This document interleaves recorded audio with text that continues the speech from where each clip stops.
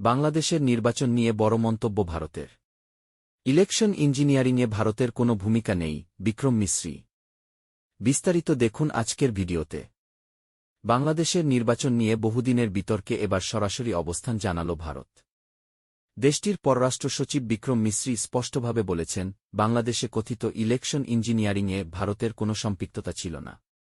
নয়াদিল্লিতে সফররত বাংলাদেশি সাংবাদিকদের সঙ্গে মতবিনিময়ে তিনি বলেন, বাংলাদেশের জনগণই তাদের নেতৃত্ব নির্বাচন করবে, এটাই ভারতের অবস্থান। এই বক্তব্য এমন এক সময়ে এল, যখন বাংলাদেশে অতীত নির্বাচনগুলো নিয়ে দেশি-বিদেশি মহলে নানা আলোচনা ও প্রশ্ন রয়েছে।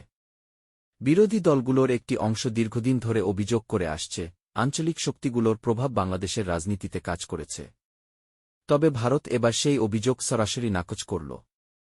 বৈঠকে শুধু নির্বাচন নয়, তিস্তা পানি বণ্টন, গঙ্গা চুক্তি, ভিসা নীতি, জ্বালানি সহযোগিতা এবং আঞ্চলিক রাজনীতির মতো গুরুত্বপূর্ণ বিষয়ও উঠে আসে। বিশ্লেষকরা বলছেন, এই বক্তব্য বাংলাদেশের রাজনৈতিক অঙ্গনে নতুন বিতর্কের জন্ম দিতে পারে এবং ভবিষ্যৎ নির্বাচন নিয়েও কূটনৈতিক বার্তা বহন করছে।